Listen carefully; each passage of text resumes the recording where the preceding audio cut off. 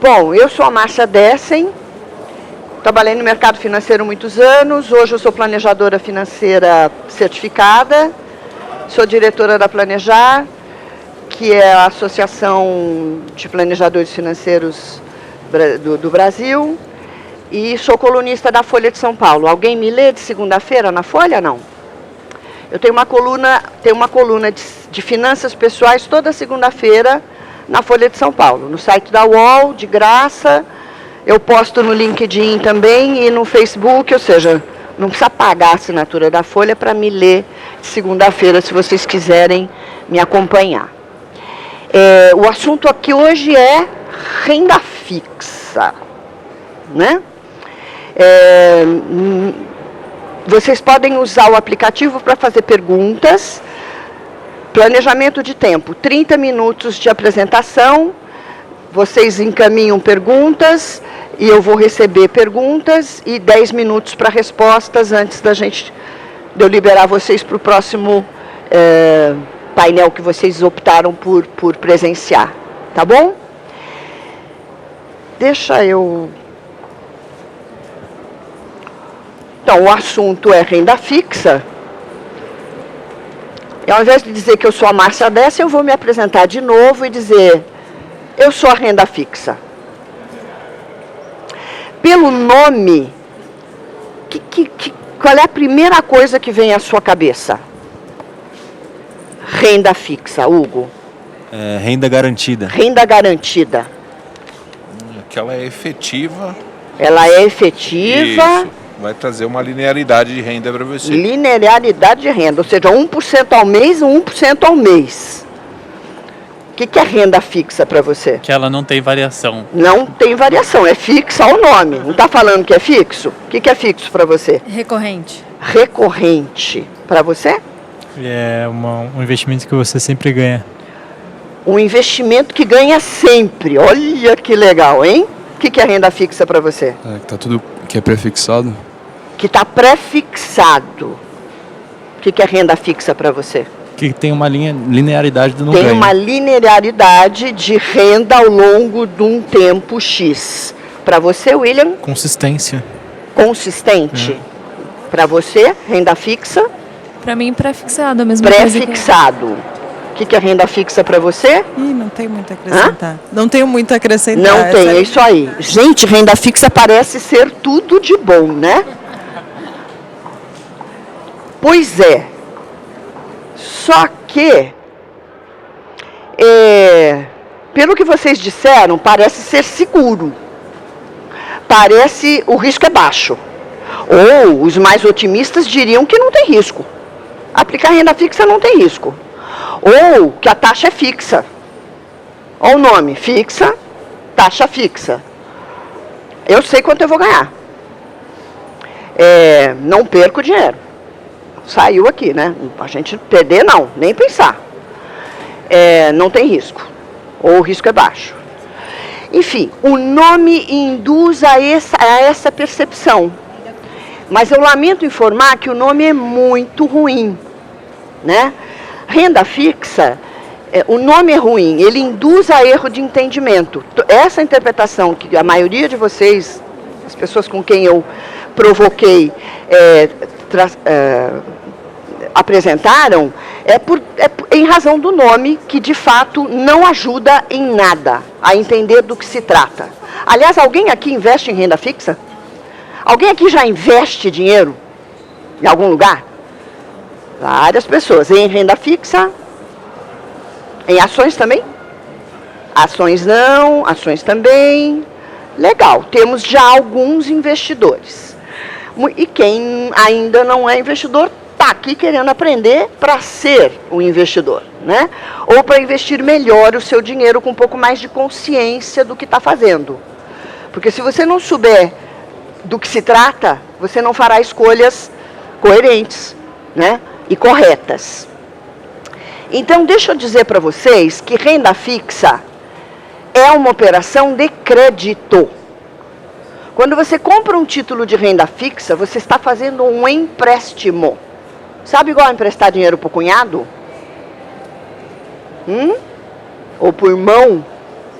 Sabe quando você vai receber de volta esse dinheiro? Então, aqui existe uma probabilidade de você receber o dinheiro de volta.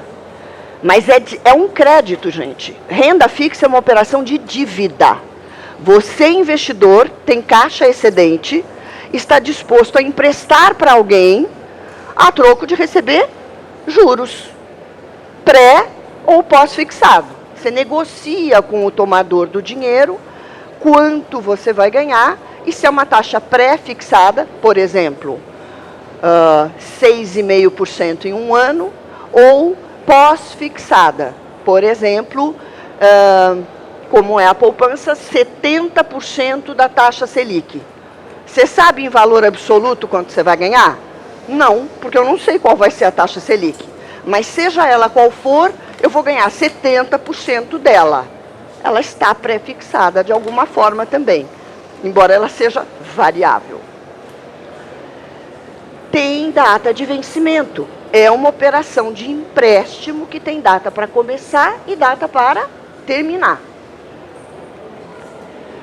O pagamento dos juros pode ser no vencimento, junto com o capital, que eu espero receber ele de volta, ou periódico, pode ser normalmente semestral ou no vencimento.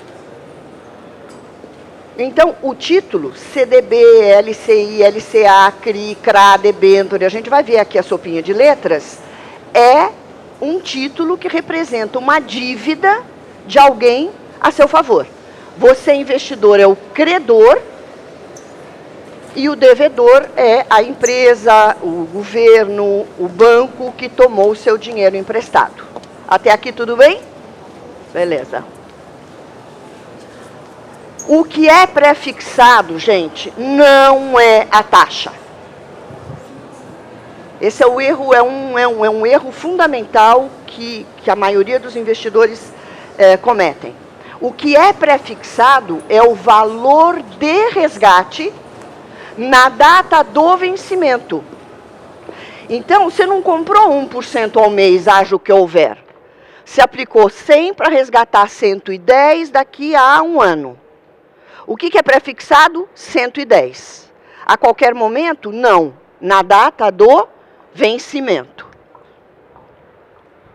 Antes do vencimento, o valor do título muda. Você comprou um título de 2 anos. 6 meses depois, você precisa vender o papel porque você está precisando do dinheiro.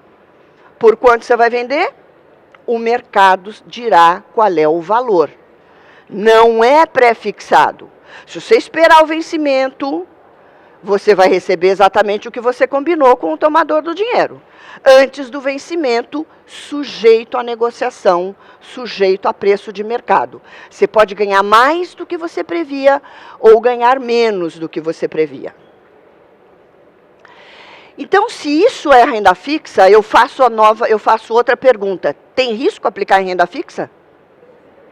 Tem, né? Qual é o principal risco? Da taxa de juros, de mercado. Tem um que é maior, o de crédito. O que é o risco de crédito? A empresa falir e não me pagar no dia do vencimento. Quanto eu posso perder se ocorrer este cenário ruim? Tudo. Tem gente que não aplica em bolsa com medo de perder. Gente, você vai perder 10, 20%. Vende a ação, sai correndo e bota uma parte do dinheiro no bolso. Aqui, se o tomador do dinheiro der calote, você perde 100% do capital investido. Ponto. Né? E entra na fila de credor, senta e chora, em alguns casos. Não estou querendo assustar ninguém. Eu só quero que vocês entendam que renda fixa é dívida e que mesmo essa danadinha que parece ser inofensiva, tem risco. Risco não é ruim. O risco precisa ser conhecido e gerenciado. Nós vamos ver que alguns títulos são protegidos, tem garantia do Fundo Garantidor de Crédito, e outros não têm garantia nenhuma. Você decide a quem vai emprestar dinheiro e por quanto. Ah, por que o Banco Tabajara paga mais do que o Itaú, o Bradesco e o Banco do Brasil? Porque a probabilidade dele não te devolver o dinheiro é muito maior. Tá certo? Então, é natural que o rendimento que ele te pague seja maior do que um banco de primeira linha ou uma empresa de primeira linha, em razão do risco de crédito, da probabilidade do risco de crédito acontecer ser mais provável do que numa empresa, mesmo com as bacanas, né, pode acontecer. Ninguém está livre, né, mas é pouco provável. Muito bem. Então, o principal risco da operação de renda fixa é risco de crédito, default, o popular calote. Muito bem. Para quem que você pode emprestar dinheiro? Para o setor público. Quem é o setor público? Tesouro Nacional. Não é estados e municípios, pelo amor de Deus. É o Tesouro Nacional. Você tem o Tesouro Selic, que paga 100% da taxa Selic. Você tem o Tesouro Prefixado, que paga a taxa que for negociada no dia. Ontem devia estar o quê? 8,5, 9, talvez, para 2, 3 anos. E tem o Tesouro IPCA+. É o título que paga a variação do IPCA mais uma taxa pré-fixada de juros. Ou você empresta dinheiro para o setor privado.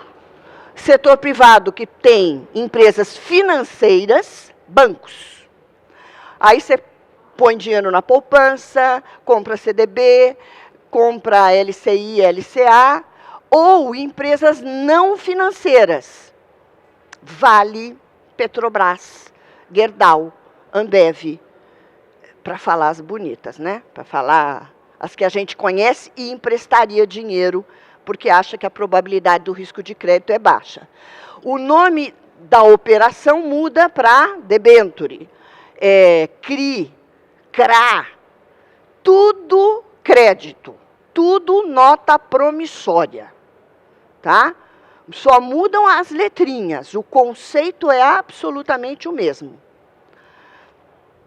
Estes aqui são considerados livres de risco de crédito. No mundo inteiro, os papéis emitidos pelo governo federal são considerados livres do risco de crédito. O preço pode flutuar, mas a possibilidade de calote é considerada nula. Pode acontecer? Pode. No Brasil, com todos os problemas que a gente já enfrentou em décadas, nunca tivemos moratória. Que é o governo dizer, olha, devo, não nego, pago, não posso pagar. A dívida interna, ele sempre resgatou. Ele já negociou dívida externa. A interna, ele sempre pagou. Aqui, só nos títulos emitidos por bancos, instituições financeiras, bancos e financeiras, tem a garantia do Fundo Garantidor de Crédito. Se o banco quebrar, o Fundo Garantidor de Crédito paga. E aqui, la garantia sou eu. Não tem garantia. Quebrou, senta e chora. Ninguém mandou emprestar dinheiro naquela situação. Tomara que o juro fosse alto o suficiente para compensar o risco, e aí você vai ter que esperar uma situação de negociação com credores, complicada a tua vida se você for pego aqui. Fundo Garantidor de Crédito, só quero lembrar que são somente os títulos bancários. No site do fgc.org.br tem detalhes para quem quiser saber.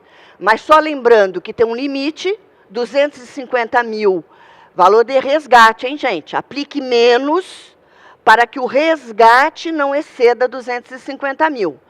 Por conta, se for uma conta conjunta, não é 250 para cada um, é 125 para cada um, tá?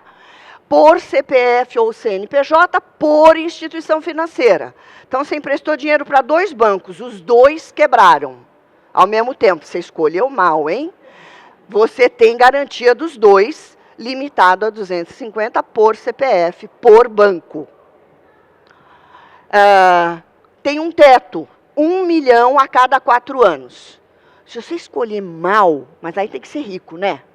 Hein? 1 milhão, já tem que ter uma grana legal, né? mas tem um teto de 1 milhão a cada 4 anos. Então, se você investir em empresas altamente arriscadas, é bom diversificar legal e procurar observar esse teto. E uma dica, gente, a custódia tem que estar em seu nome. Se acontecer o evento do risco de crédito, você precisa comprovar que é credor da empresa que faliu. Então, a custódia tem que estar na CETIP em seu nome. É a forma de você comprovar que é credor daquela empresa que faliu. Até aqui tudo bem? Além do risco de crédito, tem outro risco? Tem. Risco de mercado, que é a flutuação de preço, que antes do vencimento pode acontecer. Quando a taxa de juros é pós-fixada, ela acompanha a taxa de referência. Então, CDB-DI, poupança, 70% da taxa Selic, a LCI, LCA, debênture que paga a variação da taxa DI. Ela não tem risco de mercado, porque ela vai pagar a taxa DI, seja ela qual for.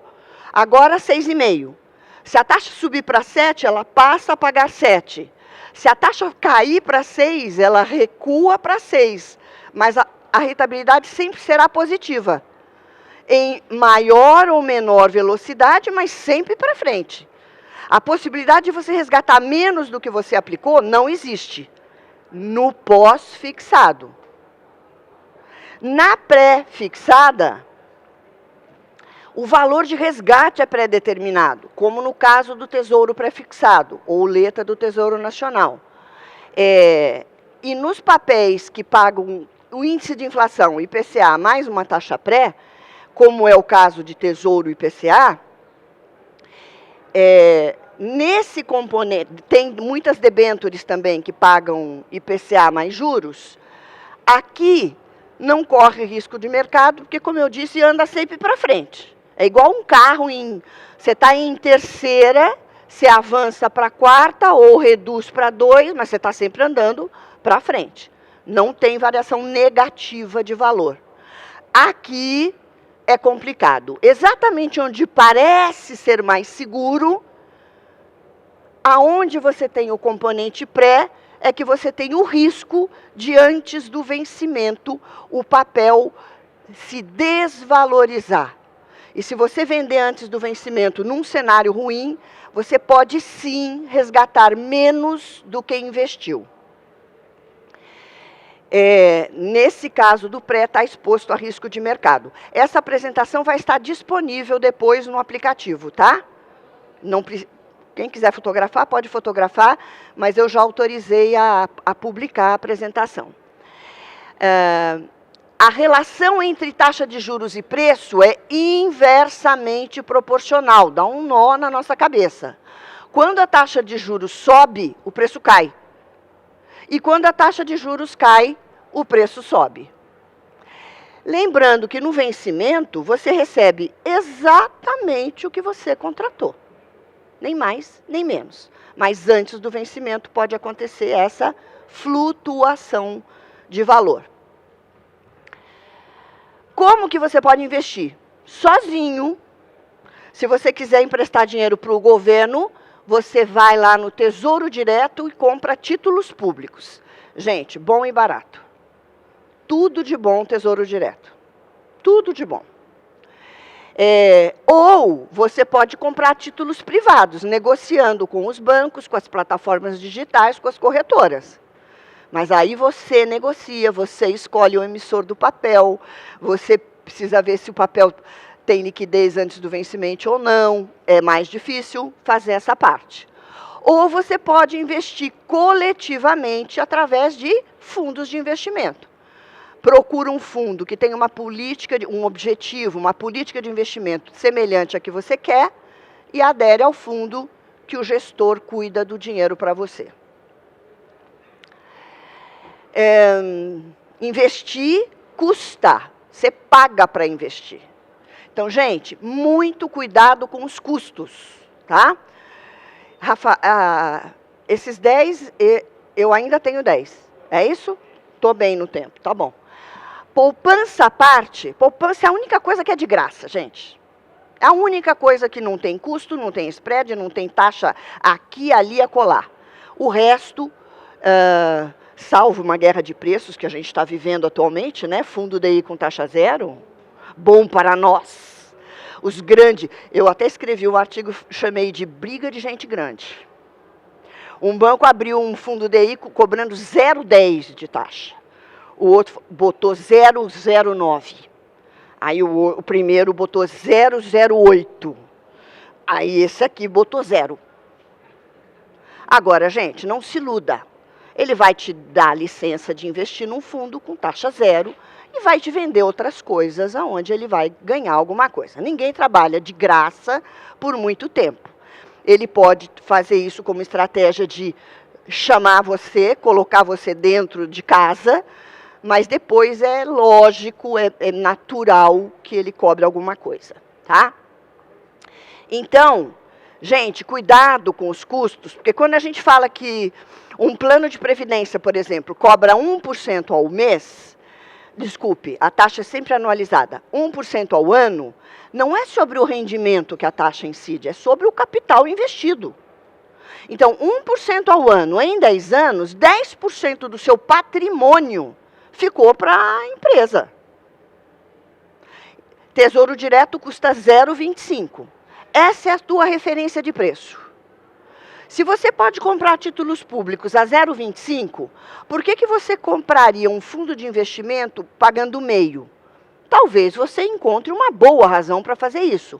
Por relacionamento com a instituição financeira, pela natureza do investimento, que é diferente do que você tem no Tesouro Direto, mas aí você tem a consciência que está pagando mais, porque tem uma outra proposta de valor para você, tem um outro retorno agregado que a empresa está te oferecendo, tá? Poupança, único produto isento, título público custa 0,25% ao ano, porque as corretoras e os bancos tiraram a corretagem. De novo, guerra de preço boa para nós. Então, esse é o teu parâmetro. Os fundos de investimento cobram taxa de administração, só que tem que ter poder de barganha. Fundo de investimento tem taxas muito interessantes, mas normalmente pede um valor de aplicação um pouco maior, enquanto que no Tesouro Direto, com R$30, você está dentro do jogo. Ganhando a mesma coisa de quem aplica 1 milhão. Aliás, é tão bom que tem limite de 1 milhão. Quem quiser aplicar 2 milhões no Tesouro, não pode. Tem limite de 1 milhão, que é para o pequeno e médio investidor que foi feita essa plataforma. Os planos de previdência são caros, gente, cuidado com o plano de previdência. É um produto legal, mas ele tem que ter a escolha tem que ser muito específica, tem que ter uma razão para você ir para ele e não para um fundo ou para o Tesouro Direto, porque ele vai custar mais caro. Ou ele te entrega outros atributos pelos quais você está disposto a pagar, ou repense, tá? Os depósitos bancários, eles não cobram taxa de administração, mas eles tiram no spread. Ao invés de ganhar 100% da taxa Selic, que é o que o Tesouro Selic te paga, o CDB te paga 80% da taxa. Ora, 20% da taxa ficou para o banco. Tá certo? É uma forma indireta, é uma forma alternativa de reduzir a sua rentabilidade e gerar receita para a instituição financeira. Aqui eu trouxe um exemplo, tá? Imagine R$500 por mês em 20 anos. Imagina a Selic estável, difícil, né? Mas é um cenário, a gente brinca, né? Hipótese, você tem que fazer alguma simulação. E se subir, vai subir para os outros também. Então, estável a Selic em 6,5% e a CDI em 6,40%, CDI é um pouquinho mais baixo que Selic, tá? Como está aqui nesse exemplo. Poupança antiga, não tem ninguém aqui com a poupança antiga, né? Poupança antiga é o saldo que existia em 3 de maio de 2012. Alguém aqui tem dinheiro lá? Não. Paga 0,5% ao mês. Não mexa na poupança antiga. Não tem produto que ganhe da poupança antiga.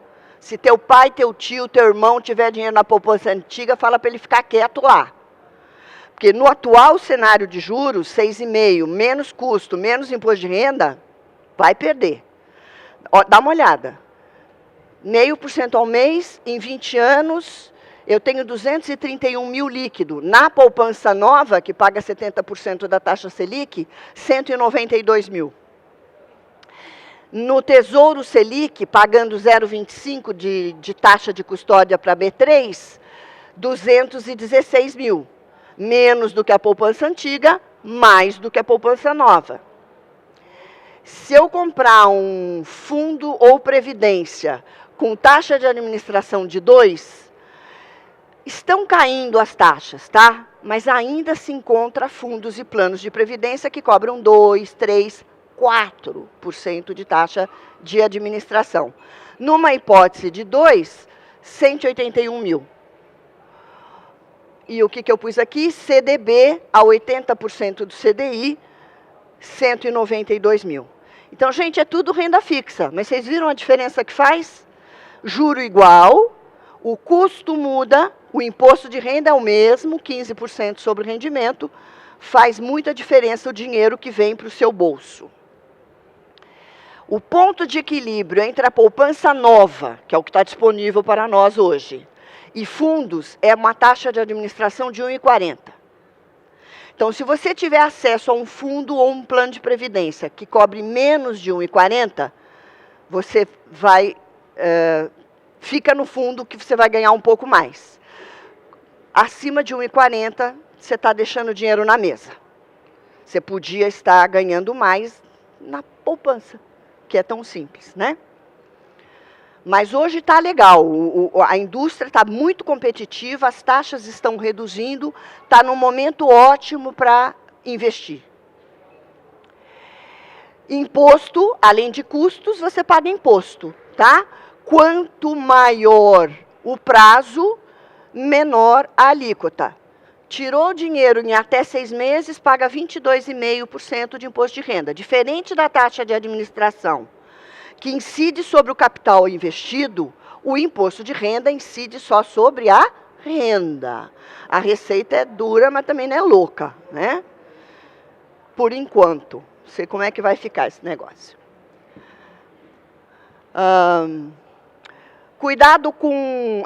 tem papéis isentos de imposto, né? Ai, olha que beleza.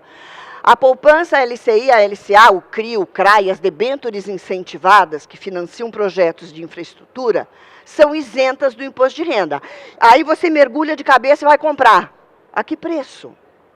Não é porque é isenta de imposto que automaticamente é a melhor opção de investimento. Depende da taxa que ela oferece.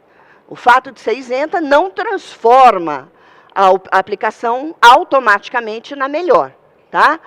E lembra que CRI, CRA e debênture não é garantido pelo Fundo Garantidor de Crédito. Aí você fica com o olho gordo, compra o papel que é isento de imposto e cai de cabeça num risco de crédito sem garantia nenhuma. Cuidado. Risco não é ruim. O que é ruim é o risco que não é conhecido e que não é gerenciado. Tá? Se você conhece o risco, administra, limita, beleza. Vou ganhar mais correndo um risco que eu assumo. Vale a pena investir em renda fixa? Gente, no Brasil, nos últimos anos, aliás, eu trouxe aqui os 20 anos de Plano Real, de 94 a 2014. Dá uma olhada nisso. Por que o povo não investe na Bolsa? É claro que tem alguns investimentos em ações aqui. É claro que eu podia, em algum momento, ter comprado lá embaixo, vendido na alta, ganhei 1000%. Quem aplicou em junho de 94, não mexeu, deixou lá, e resgatou em 2014, ganhou esse número que está aqui. Claro que entrando e saindo, conseguindo acertar o mosquito voando, pode ser que você tenha feito um rendimento melhor. Agora, no cenário de taxa de juros mais baixo, a Bolsa tem maior probabilidade de se aproximar da renda fixa e até superar. Mas, gente, com muita volatilidade. A volatilidade é flutuação de preço, tá? E o último recado é, antes de investir, avalie as características da aplicação e a adequação ao seu perfil de risco. Gente, isso é igual remédio. Não adianta chegar no gerente e falar qual que é o melhor investimento. Não tem. Ninguém entra na farmácia e pede, me dá aí o melhor remédio, cara. Melhor remédio para quê? Ah, é dor de quê? De estômago, de dente, de cabeça, de... é dor de estômago. Ok. Tá grávida, é gestante, é idoso, é criança, depende da idade, tem dose, tem efeitos colaterais, tem risco. Então, não tem receita de bolo pronta. O que é bom para você pode não ser bom para ele. Tá? Igual remédio. Então, tem que ver qual é a característica, rentabilidade prevista, risco, liquidez. O que é liquidez? É poder resgatar antes do vencimento, mesmo que a preço de mercado. Tem produtos que têm carência para resgate, não deixa resgatar. Se o seu dinheiro estiver disposto a isso, tudo bem. Mas lembra que você tem que ser remunerado por isso. Quem abre mão de liquidez tem que ganhar um bocadinho mais do que quem tem liquidez diária. Era isso. Ai, gente, tem 9 minutos para perguntas. Recebemos algumas perguntas? Deixa eu dar uma olhadinha aqui. Como funciona o CDB progressivo? CDB progressivo é aquele assim, você aplica 10 mil reais ou 5 mil reais num CDB a 70% da taxa DI. Pagando imposto de renda, era melhor deixar na poupança. Ah, mas se você ficar um ano, eu te dou 75% do CDI. Se você ficar 2 anos, eu te dou 80% do CDI. Se você ficar 3 anos, eu te dou 90% do CDI. Então, o CDB progressivo é um depósito bancário garantido pelo Fundo Garantidor de Crédito, que aumenta a rentabilidade à medida que você deixa por mais tempo. Se você resgatar rápido no primeiro ano, era melhor ter deixado na poupança. Então, só faz sentido quando a rentabilidade no prazo mais longo for adequado para você. Aqui. Abertura e fechamento de curva de juros. Gente, 6,50% ao ano é taxa Selic. Taxa Selic, embora seja uma taxa expressa ao ano, ela se refere a transações de um único dia. Vocês ouviram falar no passado dos pais, da mãe, das avós, que aplicavam em overnight? Transação de um único dia. Eu aplicava, você deve ter aplicado. Você conhecia, ouviu falar, você ainda não era rico. Tudo bem. Então, gente, existe uma taxa de juros, a Selic, que é conhecida, divulgada na mídia, é essa taxa de curtíssimo prazo. Ela é anualizada, mas ela se refere a transações de um dia. Quando você cota no Tesouro Direto, por exemplo, uma LTN, vencimento 2022, é 6,50 a cotação desse papel? Não. 2022 é juro futuro, é juro de longo prazo. Então, quando eu disse num slide anterior que quando a taxa de juros sobe, o preço cai, não é da taxa Selic que eu estou falando, é dessa taxa de 2022, 2030, a NTNB tem uma de 2050. Quando esta taxa futura de juros, desse vencimento longuíssimo, ou não tão longo, ela oscila, ela aumenta ou ela diminui. E é ela que faz o valor dos títulos flutuar antes do vencimento, não é a Selic. A Selic influencia a rentabilidade dos papéis pós-fixados. Os papéis pré-fixados, eles são impactados pela curva de juros, que nada mais é do que o juro cotado para esses vencimentos mais longos. Deu para entender? Quem fez a pergunta? Respondi. Como saber se o título foi registrado na CETIP? Você tem um recibo. A corretora tem que te... Os grandes bancos, gente, normalmente fazem custódia própria. Se é um bancão, tudo bem. Você comprou no Itaú e aceitou recibo de custódia do Itaú. Acho que tudo bem. Se você comprou numa corretora, não importa qual seja, claro, de novo, se for a corretora do Itaú, você está confiando num grande conglomerado. Se for uma corretora independente, exija a custódia no CETIP e existe um recibo de custódia. Você vai receber extratos do CETIP e não do banco ou da corretora. Você vai receber mensalmente, por exemplo, eu aplico em Tesouro Direto. Eu recebo da B3 o extrato de custódia. Eu sei que o título está lá, que está no meu nome. Não é o caso de título privado, é o caso de título público. Mas se fosse um título privado, a CETIP ia te enviar esse extrato. Bonitão lá, guarda, porque se der zebra, você tem que comprovar a titularidade desse crédito, tá? Como acompanhar a evolução do lastro dos CRI e CRA? CRI e CRA, se eu entendi a pergunta, é assim. CDB, o banco emite quando quiser e usa o dinheiro para o que ele quiser, para pagar funcionário, para emprestar, para pôr no caixa. Ele não é obrigado a fazer um empréstimo se ele captou dinheiro via CDB. O CRI é Certificado de Recebíveis Imobiliários.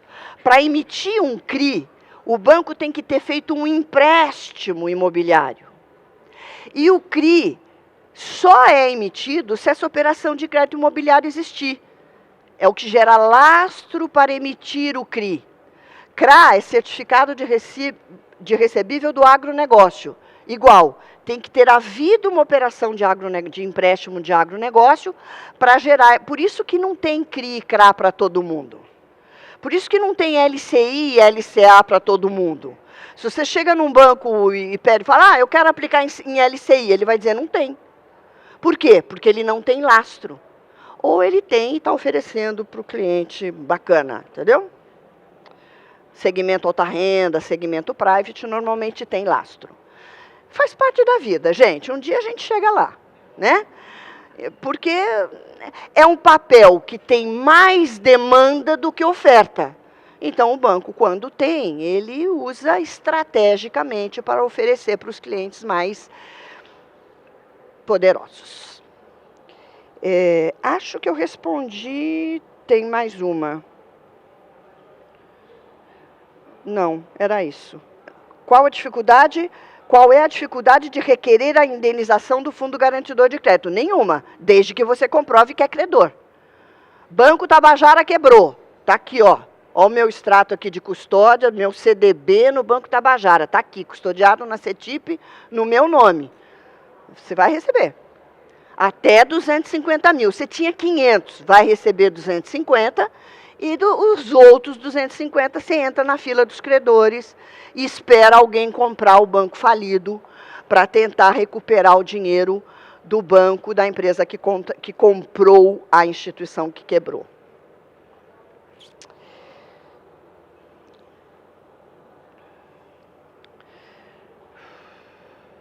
Quanto tempo, em média, o Fundo Garantidor de Crédito leva para pagar o cliente? Pelo que o Fundo Garantidor de Crédito, eu já perguntei isso para eles algumas vezes, eles juram que não passa de 60 dias. Não é muito. Não é muito, né? Desde que a liquidação seja legal, desde que o banco conheça quem são seus credores, porque se a encrenca for muito grande, o banco não sabe nem quem são os credores, né?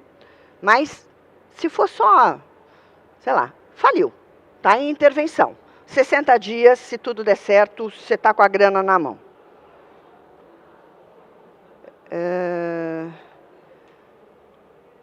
Gente, o meu e-mail é esse aqui, tá?